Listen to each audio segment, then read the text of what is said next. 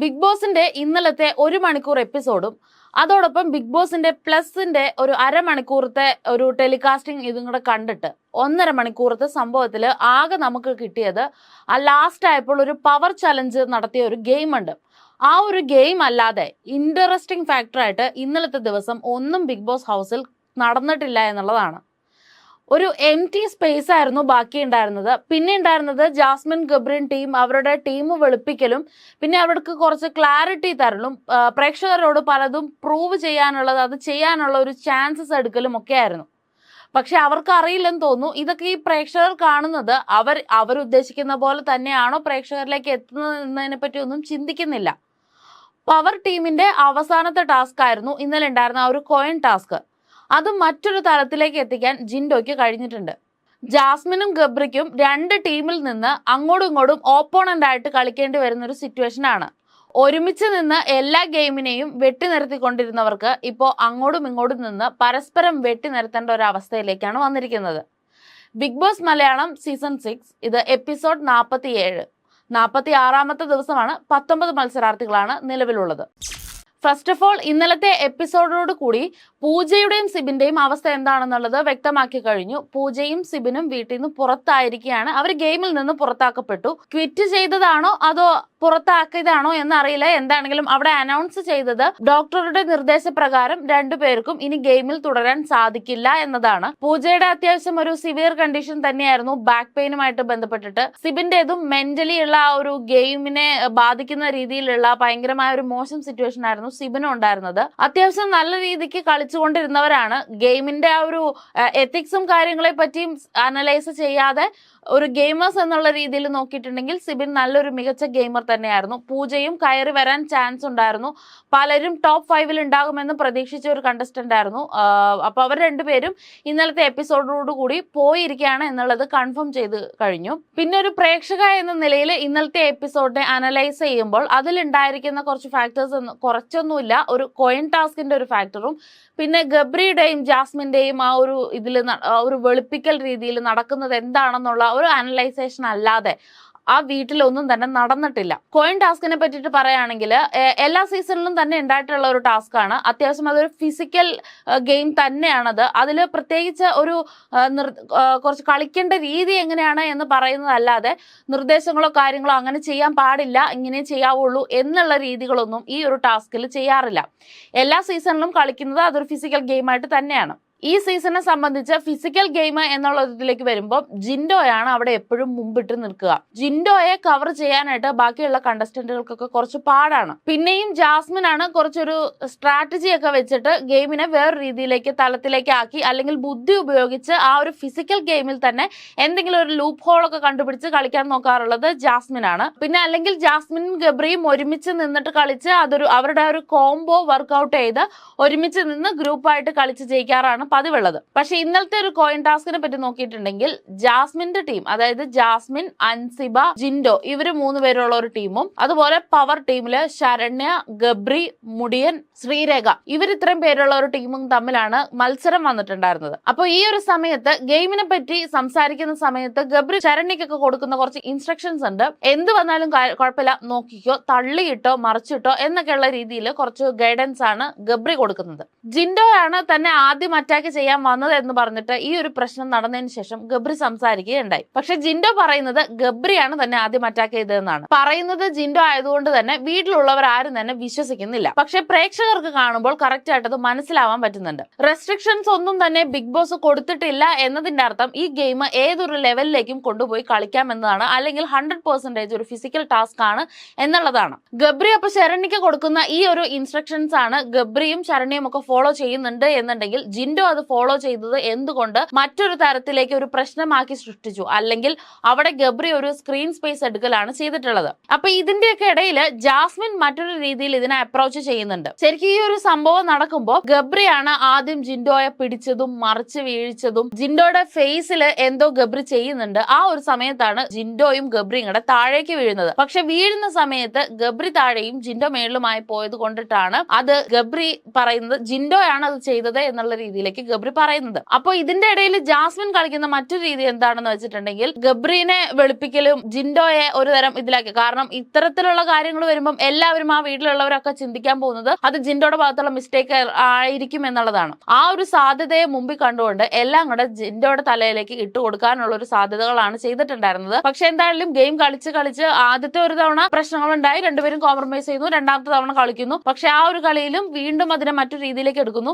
അപ്പൊ ഇതിന്റെ ഇടയ്ക്ക് മുടിയൻ വന്നിട്ട് ഈ ഒരു സീനിനെ വേറൊരു ലെവലിലേക്ക് ആക്കുകയാണ്. മുടിയൻ ഗബ്രിയുടെ കൂടെ കൂടിയിട്ട് ജിൻഡോ ചെയ്തത് അട്ടർ ഫെയിലിയർ ആണ്, അല്ലെങ്കിൽ അത് ഭയങ്കര മോശമായിട്ടുള്ള കാര്യമാണ് എന്ന് പറഞ്ഞിട്ട് ഗബ്രിയുടെ കൂടെ നിന്ന് ഗബ്രിക്ക് ഒരു സ്ട്രെങ്ത് കൊടുക്കുന്ന സമയത്ത് മുടിയന് ആകെ കിട്ടുന്ന ഒരു സ്ക്രീൻ സ്പേസ് ആണ് ആ ഒരു ടൈമൊക്കെ. ആ ഒരു സമയത്താണ് ഇത് മറ്റൊരു രീതിയിലേക്ക് പോയിട്ടുണ്ടായിരുന്നത്. അവസാനം ബിഗ് ബോസ് ഈ ഒരു ഗെയിമിനെ റദ്ദാക്കുകയും ഉണ്ടായിരുന്ന പവർ ടീമിനെ തന്നെ പവറിലേക്ക് നിലനിർത്തുകയും ചെയ്യുകയാണ്. അവരിപ്പം ശരണ്യയുടെ ഒക്കെ ഒരു ഇതിൽ നോക്കിയിട്ടുണ്ടെങ്കിൽ 3ാമത്തെ ആഴ്ചയാണ് അവർ ഈ ഒരു പവർ റൂം നിലനിർത്തുന്നത്. പിന്നെ ജാസ്മിന്റെയും ഗബ്രിയുടെയും ഒക്കെ കാര്യങ്ങൾ പറഞ്ഞിട്ടുണ്ടെങ്കിൽ ജാസ്മിൻ ശ്രമിക്കുന്നത് ഗബ്രിക്ക് തന്നോട് പ്രണയമില്ല എന്നുണ്ടെങ്കിൽ താൻ ഗബ്രിയോട് ചെയ്തിരുന്ന കാര്യങ്ങൾ അല്ലെങ്കിൽ ആ ഒരു എഫെക്ഷൻ ഒക്കെ പുറത്ത് തെറ്റായിട്ട് പോകും, അല്ലെങ്കിൽ തെറ്റിദ്ധരിക്കപ്പെട്ടേക്കാം, താൻ അതിലൊരു മോശക്കാരിയാകും എന്നുള്ള ഒരു മൈൻഡാണ് ജാസ്മിൻ ഉള്ളത്. പക്ഷെ ഈ ഒരു വിഷയം എപ്പോഴും ചർച്ച ചെയ്യുകയും അല്ലെങ്കിൽ അതിൽ ഒരു പ്രൂവ് ചെയ്യണം, ക്ലാരിറ്റി വരുത്തണം എന്നുള്ള പേരിൽ ജാസ്മിൻ ഈ ഒരു വിഷയം വീട്ടിലെ മൊത്തത്തിലിരുന്ന് ഭയങ്കരമായിട്ട് ചർച്ച ചെയ്യുന്ന ഒരു സമയത്ത് ഗബ്രിക്ക് ഫീൽ ചെയ്യുന്നത് ഇവളിങ്ങനെ എല്ലാ സമയത്തും ഇത് പറയുന്നത് തന്നെ ഒരു മനസാക്ഷി ഇല്ലാത്തവനാക്കി പുറത്ത് ചിത്രീകരിക്കില്ലേ എന്നുള്ളതാണ്. എന്തായാലും രണ്ടുപേരുടെ ഇടയിൽ മാനസികമായി നല്ലൊരു പിളർപ്പ് വന്നിട്ടുണ്ട്. ഇനി അത് മുമ്പോട്ട് പോകുന്നതോറും കൂടി വരാനുള്ള ചാൻസസ് ഉണ്ട്. കാരണം ജാസ്മിൻ ഇതിനെ ഒരു ഗെയിം ആയിട്ട് അപ്രോച്ച് ചെയ്യാനും ഇപ്പോൾ നടക്കുന്ന ഇതുവരെ ഉണ്ടായിരുന്ന കാര്യങ്ങളൊക്കെ കറക്റ്റ് ആയിരുന്നു, അതിലൊരു എന്തെങ്കിലും ഒരു എത്തിക്സും അല്ലെങ്കിൽ ഒരു ലോജിക്കും കാര്യങ്ങളും ഉണ്ടായിരുന്നു, ഒരു സത്യസന്ധത ഉണ്ടായിരുന്നു. പക്ഷെ ഇപ്പോൾ നടക്കുന്നതിൽ യാതൊരുവിധ സത്യസന്ധതയും കാണാൻ പറ്റുന്നില്ല. രണ്ടുപേരും അതിനെ മറ്റൊരു ലെവലിലേക്ക് ചിന്തിച്ച ഒരു ഗെയിം രീതിയിലേക്ക് അതിനെ കൊണ്ടുവരാനുള്ള സാധ്യതകൾ കാണുന്നുണ്ട്. പിന്നെ നമ്മുടെയൊക്കെ വീഡിയോസ് വരുമ്പം അതിന്റെയൊക്കെ അടിയിൽ കമന്റ്സ് വരുന്നതാണ്, എന്തുകൊണ്ടിട്ടാണ് ഈ പറയുന്ന ഒരു 4ഓ 5ഓ പേരെ പറ്റി മാത്രം സംസാരിക്കുന്നു, മറ്റുള്ളവരെ എന്തുകൊണ്ട് സംസാരിക്കുന്നില്ല, അവർക്കും അതിനുള്ളൊരു ചാൻസ് കൊടുക്കണ്ടേ എന്നുള്ളത്. നമ്മൾ അവർക്ക് ചാൻസ് കൊടുക്കണമെങ്കിൽ അവരാദ്യം നമുക്ക് അതിനുള്ളൊരു ചാൻസ് തരണം. ഇപ്പൊ ഇത്തവണത്തെ വന്ന വൈൽഡ് കാർഡ്സിലൊക്കെ തന്നെ പറയുകയാണെങ്കിൽ സായിനെയൊക്കെ സംബന്ധിച്ച് സായിക്ക് കൺഫെഷൻ റൂമിൽ പോയിരുന്ന ആ ഒരു കസേരയിൽ ഇരുന്നിട്ട് ഗെയിമിനെ മൊത്തത്തിലൊന്ന് അനലൈസ് ചെയ്യാനും റിവ്യൂ ചെയ്യാനും പറ്റും. സായിക്ക് അതേ പറ്റുള്ളൂ. അതിനപ്പുറം ഗെയിമിലേക്ക് ഇറങ്ങി നിന്ന് കളിക്കാൻ സായിക്ക് പറ്റില്ല. ഇപ്പോഴും സായി ഇതിനൊക്കെ മുമ്പത്തെ സീസണുകളിൽ കിടിലം ഫിറോസിനെ പറഞ്ഞിരുന്നത് അനന്തശയനത്തിൽ കിടക്കുകയാണ്, കിടന്നെല്ലാം വീക്ഷിക്കുകയാണെന്നുള്ളതാണ്. സായി ചെയ്യുന്നത് അത് തന്നെയാണ്. ആ ഒരു അനന്തശയനത്തിൽ കിടന്നുകൊണ്ടിട്ട് എല്ലാത്തിനെയും വീക്ഷിച്ച് റിവ്യൂ പറയാനായിട്ട് സായിക്ക് പറ്റും. അതുപോലെ അഭിഷേക് എസ് ആണെങ്കിൽ ഇന്നലെ പറഞ്ഞൊരു സ്റ്റേറ്റ്മെന്റ് ഉണ്ട്, എന്റെ ടോക്സിക് പിള്ളേരൊക്കെ ഇപ്പൊ എന്നെ വെറുത്തിട്ടുണ്ടാകും എന്നുള്ളത്. അഭിഷേകിന് തന്നെ നല്ല രീതിയിൽ അറിയാം. വന്ന സമയത്ത് അഭിഷേകിന്റെ സ്ട്രാറ്റജി തന്നെ ഈ ഒരു ടോക്സിസിറ്റി സ്പ്രെഡ് ചെയ്യുക, അതുവഴി ആളുകളിലേക്ക് എത്തുക എന്നുള്ളതായിരുന്നു. അഭിഷേക് അത് പറയുകയും ചെയ്തു. വന്ന ദിവസം തന്നെ 9 പേരുടെ വോട്ട് കിട്ടി എവിക്ഷൻ പ്രോസസ്സിലേക്ക് വന്നപ്പോൾ ആളുകൾ എന്നെ ശ്രദ്ധിച്ചപ്പോൾ എനിക്കതൊരു അംഗീകാരമായിട്ട് ഫീൽ ചെയ്തു എന്നുള്ളത് അഭിഷേക് പറയുന്നുണ്ട്. അതുപോലെ അഭിഷേക് കെനെ പറ്റിയിട്ടാണെങ്കിൽ ഒരു എത്തിക്സ് വിട്ട് കളിക്കാതെ നിൽക്കുന്ന ഒരു രീതിയാണ്. പക്ഷെ പല സമയത്തും ന്യായം എന്ന് തോന്നുന്നിടത്ത് സംസാരിക്കുകയൊക്കെ ചെയ്യുന്നുണ്ട്. പക്ഷെ ഒരു ഗെയിം പെർസ്പെക്റ്റീവില് ഗെയിമായിട്ട് കളിക്കാനായിട്ട് നിൽക്കുന്നില്ല. പിന്നെ നന്ദന പറയുന്നത്, നന്ദന ഇന്നലെ ഗെയിമിനെ വല്ലാണ്ട് അനലൈസ് ചെയ്ത് അവിടെ ഉള്ളവരോടൊക്കെ സംസാരിക്കുന്ന കണ്ടു. പക്ഷെ നന്ദന എന്ത് ഗെയിം അവിടെ കളിച്ചിട്ടാണ് എന്നറിയില്ല. നന്ദനയെ കൊണ്ട് പറ്റുന്നതെന്ന് പറഞ്ഞാൽ എന്തെങ്കിലും ഒരു വിഷയം ഉണ്ടാകുമ്പോൾ അവിടെ ഒട്ടും റെലവൻ്റ് അല്ലാത്തൊരു പോയിന്റ് എടുത്ത് അതിനെ സംസാരിക്കുക, മറ്റൊരു തരത്തിലേക്ക് കൊണ്ടുപോകുക എന്നുള്ളതാണ് നന്ദനയ്ക്ക് പറ്റാറുള്ളത്. പിന്നെ ശ്രീരേഖ ഇന്നലെ റസ്മിനെ ആക്ട് ചെയ്ത് കാണിക്കുകയും റസ്മിനെ പോലെ ഇമിറ്റേറ്റ് ചെയ്യുകയൊക്കെ ചെയ്തു. അത്തരം കാര്യങ്ങളിലേക്ക് വരുമ്പോൾ ശ്രീരേഖ അടിപൊളിയാണ്. നല്ല രീതിയിലുള്ള ആക്ടിങ് സ്കിൽസ് നന്നായിട്ടുള്ള ആളാണ്. അപ്പോൾ ആ ഒരു ഇതിനെ നല്ല രീതിയിൽ യൂസ് ചെയ്തു. അവിടെ ശ്രീരേഖ ഒരു ഗെയിം ചെയ്യുകയും ചെയ്തു. കാരണം ശ്രീരേഖയുടെ ഈ ഒരു ആക്ട് കഴിഞ്ഞതിന് ശേഷം റസ്മിന് തന്നെ സ്വന്തമായിട്ട് ഒരു വാല്യുവേഷൻ നടത്തുകയും റസ്മിൻ ചെയ്യുന്നതിൽ എന്തൊക്കെയോ പൊരുത്തക്കേടുകൾ ഉണ്ട് എന്നുള്ള രീതി വരികയും മെന്റലി വീക്ക് ആവുകയും കൺഫെഷൻ റൂമിൽ പോയി ബിഗ് ബോസിനോട് സംസാരിക്കുകയൊക്കെ ചെയ്യുന്നുണ്ട്. എന്നെ കേൾക്കാൻ ഇവിടെ ആരും ഇല്ല എന്നുള്ള പരാതികളൊക്കെയാണ് റസ്മിൻ പറയുന്നത്. അതുപോലെ ശ്രീധുവിനെ സംബന്ധിച്ച് ക്യാപ്റ്റൻസി ഇത്തവണ കിട്ടിയത് കൊണ്ടിട്ട് കുറച്ചൊരു നല്ല പെർഫോമൻസ് കാഴ്ചവെക്കാൻ പറ്റി. പക്ഷെ അതിൽ മറ്റൊരു ഇതെന്ന് വെച്ചാൽ ഇത്രയും മെഡിക്കൽ കണ്ടീഷൻസ് അല്ലെങ്കിൽ കണ്ടസ്റ്റന്റുകൾക്ക് വയ്യാതാവുന്നതും നല്ല ശക്തരായ ആളുകൾ കളിയിൽ നിന്ന് മാറി നിൽക്കുന്നതും അവരുടെ വീക്ക്നെസ്സും കാര്യങ്ങളൊക്കെ ശ്രീധുവിന് ഒരു ഗുണമായി തീർന്നു. ഇല്ല എന്നുണ്ടെങ്കിൽ എല്ലാവരും പവറിലാണ് നിൽക്കുന്നത് എന്നുണ്ടെങ്കിൽ ശ്രീധുവിന് അത് മാനേജ് ചെയ്യാനായിട്ട് കുറച്ച് ബുദ്ധിമുട്ടായിരിക്കും. പക്ഷെ ജിൻഡോയെ മറ്റൊരു തലത്തിൽ നല്ല രീതിയിൽ ശ്രീധു മാനേജ് ചെയ്യുന്നുണ്ട്. പിന്നെ സിജോയെ സംബന്ധിച്ച് സിജോ അങ്ങനെ മാറി മാറിയിരിക്കുന്നതോ അല്ലെങ്കിൽ ആക്റ്റീവ് ആകുന്നില്ല എന്നുള്ളത് അത് ബുദ്ധിമുട്ടാണ് എന്നുള്ള രീതിയിൽ കണ്ടസ്റ്റന്റുകൾ സംസാരിക്കുകയുണ്ടായി.